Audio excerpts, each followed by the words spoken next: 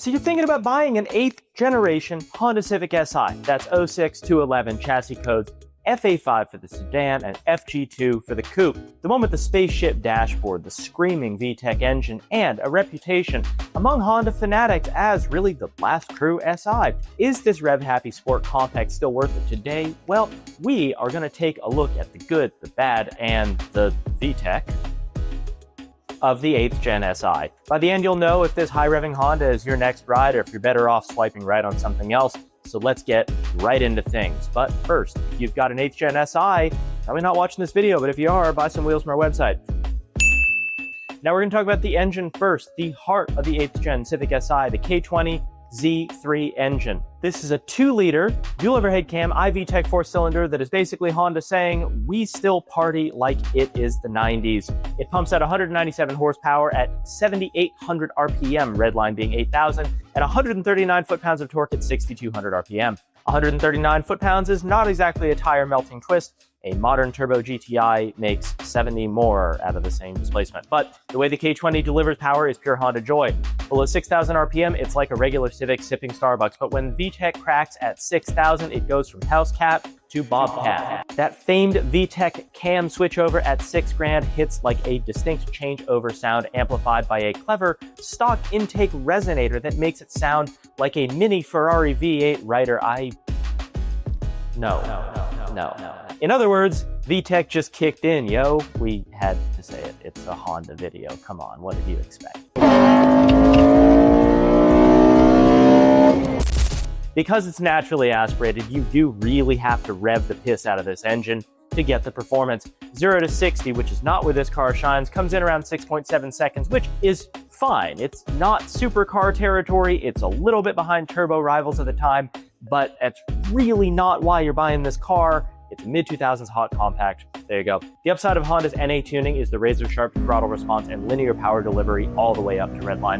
And that feeling when you're ringing it out in second gear at 8,000 RPM with the VTEC screaming, it is super, super addictive for the enthusiast who loves to hear an NA engine sing. Now here's the fun part. For you guys who like to mod this car, which is probably all of you watching, the K20 Z3 responds really well to basic bolt-ons and tuning with a Honda Flash Pro Tune, which is pretty much required, and the holy trinity of bolt-ons, intake, header, and exhaust. You can unlock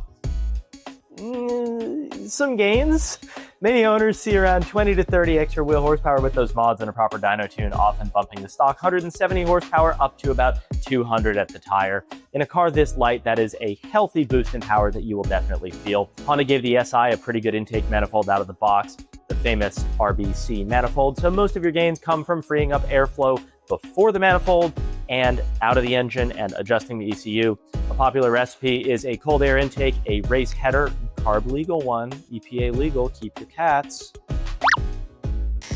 a free-flowing catback exhaust, and a Flash Pro Tune to tie it all together, and boom, your Si now breathes fire. Well, maybe not actual fire unless you go catless and occasionally shoot some flames sitting on rev limiter, but it'll certainly pull a little bit harder than stock and rev a little more eagerly, and you'll have a fun time doing it. For the truly power-hungry, there's always forced induction, and the K20 Z3 can handle it pretty well. Plenty of folks slap on a turbo kit or a supercharger kit. A supercharger on a 4-cylinder? Yeah, it actually works pretty well on this motor. With a conservative tune, stock internals can take anywhere between 300 and 400 wheel horsepower without drama, although you're really kind of pushing the envelope beyond 400. Kits like the full race turbo or Kraftwerk supercharger have turned many Civic SIs into genuine rocket ships. Just remember, boost is a fast path to SI sleeper status. Surprising a V8 with a Civic is always funny, no matter how many times you do it. There's obviously more stress on the drivetrain, so you'll definitely need to upgrade the fuel system, the clutch, and stay on top of all the maintenance if you decide to boost it. But it is still a Honda. They kind of take this pretty well, and a turbo 8th gen making 350 horsepower will pretty much embarrass anything else in the same class if that is your goal. Now, the great thing is, of course, it's a Honda Civic, so aftermarket support is massive. This is probably one of our most searched cars on our website. This is probably one of the cars we have the most parts for. There are more go-fast parts than you can shake a dipstick at. You have cams, upgraded valve trains, throttle bodies, intake manifolds, exhausts, tuner, like, guys, I'm about to walk camera right here. It's a Honda Civic. Why am I telling you about modifying it? Of course you can modify it. Anyway, that said, it's a high-strung, naturally aspirated experience that has become rare in the era of turbo everything, and it's an absolute pleasure to drive and modify as a result. Compare this to its competitors, the WRX, the GTI, the Cobalt SS. Yes, competitors of the time, not modern cars. How does the SI stack up? Let's put the 8th Gen SI in its context. In the late 2000s, what were the other options for a fun, sporty compact? Well, you have the Subaru WRX, you have the VW GTI, Mazda Speed 3, Chevy Cobalt SS, the Lancer Rally Art, but not quite the Evo, and even the Rally Art's a little bit of a stretch. Each one had its own flavor, so where does the Civic Si fit into this equation? Well, versus the WRX. The WRX is rowdy, it's all-wheel drive, it's turbo, it is a boxer motor, a same-year WRX, say from 06 to 09, because they kind of changed over pretty good when you got to the GR generation. Has about the same power, around 225 to 264, depending on the year. All-wheel drive traction, it'll launch off the line faster than the SI. With the WRX, you're doing 0 to 60 in the low 5s if you dump the clutch, which you're not going to do that many times. Whereas the SI needs perfect technique to hit high 6s, and the WRX's turbo means you actually have some torque that the SI just doesn't have. However, the SI is lighter and more rev-happy, and in real twisty roads or autocross, the SI can definitely hang with or beat a heavier WRX. Honda gave the SI a helical limited slip differential and a wonderfully balanced chassis. In fact, many testers of the time, yes, we read articles from 2006, praised the SI's dogged refusal to understeer and its tenacious grip. It did 0.91 G on the skid pad in one car and driver test, which is really a lot front-wheel drive Econobox. The SI is a car that eggs you on in the corners, while the WRX has more mechanical grip from all-wheel drive, but also more body roll and understeer at the limit, and especially the softer suspension 08 Plus hatch, where they kind of made it mild before getting into like the GR generation. Reliability-wise, the Honda is a lot less finicky. The Subaru is, you know, it's a Subaru, guys, so Honda, Subaru, I mean, reliability. If you're driving in the snow a lot, WRX is probably better, but the SI is genuinely going to be more reliable. Other than that, sorry, WRX guys, to bring up reliability and throw shade at you in a video not even about it, but there you go. Now, the GTI was often seen as the grown-up hot hatch. It's a turbo 2-liter, 200 horsepower, lots more torque, 207 foot-pounds to be exact, and a much nicer interior. In fact, back in 06, Car and Driver ranked the GTI above the Civic Si, mainly because the Volkswagen was a more complete package. The GTI has German refinement. It has a quieter cabin with better materials. It has features like a fancy dual-clutch DSG transmission, while the Si was manual only and more Spartan. The GTI's turbo punch makes it feel a little bit quicker around town. You don't have to rev it out to have fun. It's got power from 2,000 RPM upwards, whereas the SI really kind of just feels like garbage until 5,000 RPM. However, two big things in favor of the SI: handling and reliability. Once again, the SI's steering and chassis tuning give it more feedback and a more engaging driving experience. Car and Driver noted the SI's chassis felt more agile and neutral than the GTI. We really went back to 06 article. We did. The Honda was the one you would choose for pure backroad fun, and from a reliability standpoint, the SI is a Honda to the core. The K20 engine, the 6-speed manual, they're bulletproof if you maintain them, or even honestly, if you don't maintain them that well. The GTI's 2-liter turbo, especially the FSI engines, had a lot of common issues: cam follower wear, carbon buildup, coil pack failures, not to mention potential DSG maintenance. So it's really a case of choose your fighter here. The SI is a raw, high-revving corner carver with lower running costs. The GTI is the torquier, more upscale daily driver, but with potentially higher maintenance, especially when you're getting into the territory of 100,000 plus miles, which both these cars are. You know, it is one of those things where the GTI is probably pretty expensive. And you might be looking and say, oh, well, I can get a Mark 5 GTI, Mark 6 GTI for like $4,500, $5,000, and an 8th Gen SI is like $8,000. We're going to talk more about this later. But at the end of the day, that $5,000 GTI, you're going to need to put $3,000 in maintenance in that car. I don't care if you do the work yourself. I don't care if it's something where you're like, oh, well, you know, I'll just drive it and fix things as they go. The SI is going to be a cheaper package to operate out of the box, and that is a consideration, I guess, with the WRX as well. So just kind of a point. Now, the Chevy Cobalt SS, the wild card here. The Cobalt SS is the unexpected brawler in the sport compact class, and by 08 to 10, the Cobalt SS Turbo had a 2-liter, making 260 horsepower. The earlier ones were supercharged, and they kind of sucked. They're cool, but they kind of sucked, so we're going to talk about the turbo one. In a straight line, the Cobalt SS will walk the Civic Si, no shame in it. They were really fast for their time, 0 to 60 in 5.5 seconds, and capable of insane power with a tune. You could literally do bolt-ons that hit over 300 horsepower, and the Cobalt SS held track records for front-wheel drive cars and beat a bunch of all-wheel drive and rear-wheel drive cars for a long time. It was a surprise to many, so why not just get the Cobalt? Well, it's a Cobalt.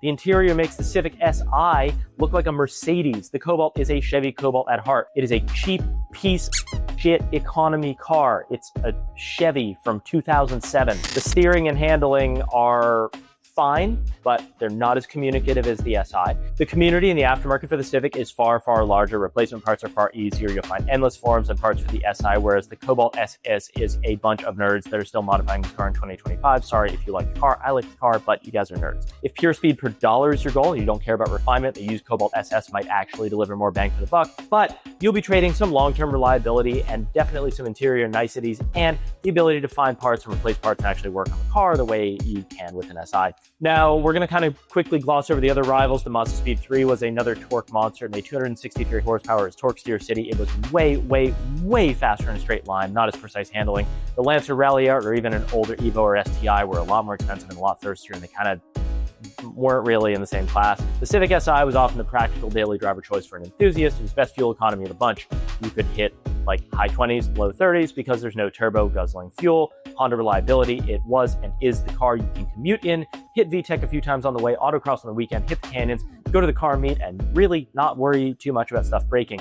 It is genuinely a gas, tires, and oil type of car as compared to a lot of these others. Now, wrapping this all up, the 8th gen is not the fastest stock, but it is one of the most fun and definitely the most reliable option in the class. It's the momentum car. You rev it, you row the silky 6-speed manual, you enjoy the tight chassis. If you're an all-wheel drive turbo junkie, you probably don't want this car. You probably want a WRX, you already know that. But if you appreciate the classic Honda driving experience that feels like you're driving a 90s Honda, the SI delivers in spades. All right, so now it's time to talk about the good, the bad, and the ugly. This is the rapid fire pros and cons section infused with some reality checks to keep you guys down to earth because it is a great car, but it's not perfect. Pros wise, the engine, the reliability, I don't have to beat a dead horse on this one. The K20Z3 is bulletproof and you maintain it. If you drive it stock, you drive it NA, you don't tune it, to be frank with you, you can literally run these things to like a few 100,000 miles. Regular oil changes, yes, use good oil. They rev high, they have VTEC, they burn some oil. You can go 200,000, heck, you can probably go 300,000 miles on this. It doesn't have any major inherent flaws. There's no turbo to blow, no direct injection to gunk up. And unlike some newer turbo cars, the SI it doesn't need maintenance. It even has a timing chain. There's no belt to snap and replace. Keep it fed with 91 octane plus. Yes, you have to run 91 octane plus. Don't cheap out. It's a Honda. You're getting like 30 mpg anyway. It'll serve you well. Many owners report it's super reliable as long as it wasn't abused, and even if it was abused, K-Series are just super cheap. I mean, it's an affordable car to run. They're very well engineered. They're very well built. Transmissions in the limited slip. You get a really nice 6-speed manual. It's probably one of the best 6-speeds ever made, to be honest with you. Thankfully, no CVTs, no automatic option. The shifter feel is Honda excellence. Short, light throws, very precise gates. Limited slip diff is standard, which is a huge pro for a front-wheel drive performance car. The LSD helps put power down coming out of corners and makes spirited driving a lot more engaging. Many competitors like the GTI of that era didn't have like a real LSD. They had like electronic nanny systems and a fake little LSD. So the SI gives you the real deal, mechanical grip. It's an agile, predictable handling car that is just genuinely fun to drive on curvy roads. The SI is remarkably resistant to understeer for a front-wheel drive car, which is also a huge bonus. It does like to rotate as compared to a lot of these others that do like to understeer. The chassis tuning is spot on. The steering's electric. All 8th gens have electric power steering, but it is surprisingly well weighted and quick. The car weighs around 2,900 pounds, which is very light by modern standards, to be honest with you, so it feels tossable in corners. And a well-driven SI can absolutely just dominate on a canyon road. The stock suspension's a great balance of daily comfort and sporty stiffness. If you go up to a nicer wheel and tire setup, wonder where you could get that, you can definitely see it shine. It's one of those cars that really is truly greater than the sum of its parts when it comes to driving enjoyment. Now, practicality-wise, if you go for the FA5 sedan, you get 4 doors, you get a real back seat, you get a usable trunk, you can haul your friends and family within reasons. It's still a compact car in rear legroom, and you can do the daily driver duties like picking up groceries without feeling like you're in a cramped sports car. The FG2 coupe has a usable back seat for vertically challenged individuals, and it looks a little sportier. Either way, you're getting legendary Honda reliability and good resale value. Insurance is a lot cheaper than a WRX or an Evo since it is a Civic at heart, and gas mileage is solid. You can expect around mid-20s miles per gallon if you're not redlining it everywhere, but you probably are going to, so it's going to be like high teens because we know how you're going to drive this car. That is entirely on you. We all do it. Now, it's a Honda. There's a huge community. There's forums. Yes, they still exist. There are Reddit forums like our Civic Si. There are Facebook groups. There's a robust aftermarket, whether you want to go faster in a straight line, handle better, add a loud exhaust to announce VTEC to the neighborhood. Really kind of whatever you want to do, someone's probably already done it on this car. The knowledge base out there means really any problem you encounter, someone has seen it and fixed it. And they probably fixed it for cheap, and it's pretty much a completely solved car at this point. Any mod you can dream up, someone's done it and can offer advice. You're joining a passionate enthusiast community, which is always a plus in our book. And it also just makes the ownership experience a lot easier if you're not having to dig through 10-year-old threads with dead photo bucket links to try to fix a problem. Cons-wise, there's no torque. We have to reiterate this. If you're coming from a torque-rich car, the Civic Si is just going to feel like an absolute pile of garbage below 5,000 RPM. There's no getting around physics. 2 liters, NA, no torque, period. Some call it a gutless feeling at low RPM, and you will need to rev and downshift more to keep it in the power band. This is a con for daily driving if you like effortless acceleration. On the flip side, if you enjoy actually working to make your car, do what it's supposed to do, it's part of the fun. But certainly, if you line up against a similar era turbo car from a 40-year-old, the Si is going to get left behind until it can wind out each gear. It's just not a drag car. If you want a drag car, there's like 12 others that you can buy, right? Interior and comfort, it's got an interesting interior. The design is futuristic, or what we thought futuristic was in 2006. It's got a 2-tier dashboard, digital speedo up top, analog tack down below. If aliens abducted you, the Civic's cockpit might just give you flashbacks. It is really that weird and wild. The materials are hard plastic. Don't expect soft touch luxury. It's built to a price. The Si was around $22,000 new. Remember when you could get cool cars for 22 grand? The seats are not bad. They have bolstering and cloth that grips you, but some larger drivers find them a little bit narrow. The rear seat in the coupe is tight. In the sedan, it's okay for 2 adults on short trips. Also, being an older car now, you might face the typical Honda interior rattles. In fact, you probably will, because these things all have like 150,000 miles. The plastic panels age. People stick subs in them, and they loosen things, and then everything just sounds awful. Tech-wise, it's basic. There's no fancy infotainment unless you have the very rare navigation option. You probably don't. And there's no driver aids like newer cars, which could be a pro or a con depending on your perspective on these things. Noise and ride quality on the highway, the Si is not particularly quiet. The engine spins 3,500 RPM at 70 miles per hour due to the short gearing, so you always hear a little bit of a buzz more if you have an exhaust. Road noise is pronounced. Again, it's an economy car. Ride quality is firm, not harsh, but if there's bumps, you're going to feel them, especially more so than in the standard Si due to the sport suspension. If you're coming from a cushier car, this is probably a surprise to you. And on broken pavement, the Si can hop around a little bit. This is a con if you daily it on rough roads, but if you're used to sporty cars, it's par for the course, and it's probably a lot more comfortable than a comparable like rear-wheel drive like true sports car, because this is still a sport compact at the end of the day. Maintenance and kind of weird stuff will generally reliable. There are some known issues that we're going to detail coming up. The infamous 3rd gear grind or 2nd gear grind, depending on your specific car, motor mounts that wear out, AC compressors that do fail, and the lovely Honda clear coat peel if it's been in the sun too much. California, Florida, Texas, there's a lot of these cars. There's a lot of these that are missing paint on the roof. Wonder why. They're not deal breakers, but as the car ages, you will need to address them. Also, small con, it does require premium fuel, 91 plus octane. It's not really a big deal for a performance car, but if you're on a tight budget, or if you live in a state where gas is really expensive, it will cost a little bit more at the pump. It's a performance car, so you can kind of expect to have to do this anyway, but money's money. It's still a 14-plus-year-old car, and you have to realize that a car that is now between 14 and 19 years old as of 2025. Age and mileage vary, but as parts wear out, especially rubber stuff like bushings and obviously things like shocks, they will need refreshing, and previous owners may or may not have treated it kindly. It's a performance car, so it's probably driven like one. Find a clean, well-maintained one, but doing that is a challenge. Almost all of them have been modified, not always correctly, and pretty much all of them have been driven hard at this point. If you want a turnkey experience, be picky with your purchase and maybe budget some money for catch-up maintenance, or honestly, guys, if you see one for 6 grand and you see one for 9 grand, buy the one for 9 grand. It's a lot cheaper. So let's zero in on the common issues and fixes, because it is an older car and there are some gremlins to watch out for, and I want to let you know what you're buying before you buy it. So here's what you really got to look out for. No car is perfect. The 8th gen Si, for all of its strength, has a few well-documented issues that you must know about before you buy one. The good news, none of these are huge deal breakers, and most have very straightforward fixes. Let's play detective on the typical problems. 2nd or 3rd gear grind or pop-out, perhaps the most infamous issue of them all. Some 06 to 08 SIs developed a notchy or grinding 3rd gear, or occasionally 2nd gear when shifting at higher RPM. This was frequently blamed on weak synchros or even a manufacturing defect. However, the community discovered a primary culprit, the clutch master cylinder, the CMC. The factory CMC had a delay valve that could cause incomplete clutch disengagement on fast shifts, wearing the synchros. The fix? Many owners swapped to an updated clutch master cylinder. Honda revised the part. The new one ends in A03 versus A01, which improves shifting feel immensely.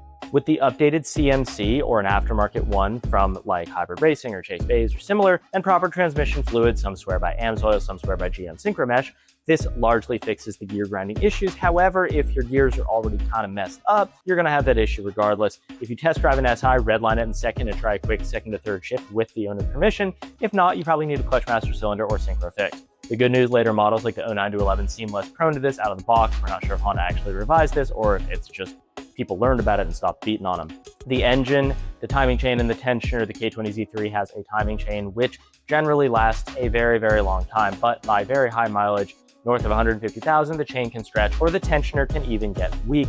Signs are a rattling noise on startup or thrown timing related codes. The fix is a new chain and tensioner. Don't cheap out on this, just do it. You don't want to jump timing, it sucks. As something to be aware of as the car ages, it is a maintenance item maybe at the 200,000 mile mark, or you can probably just do it when you buy the car because it's like not that expensive to do. Also, the VTEC cam actuator can sometimes cause a startup rattle if it wears. Honda issued an updated design, but this is relatively rare in the SI. It's a lot more common on some Accords, funny enough. Now the motor mounts, these engines do like to rev, and as engines rev, they vibrate, and as they vibrate, they chew up engine mounts. The passenger side mount and the rear mount are known weak points. If you feel excessive engine movement, if it's sloppy, if there's clunking on acceleration, you likely have a torn mount. Luckily, they're very cheap. You can get stuff like Hasport or Innovative for like a couple $100. They add a little vibration, many replaced with new OEM mounts, but honestly, you should just do the aftermarket ones because they're going to last a lot longer. It's not a huge issue, it's just something to check on.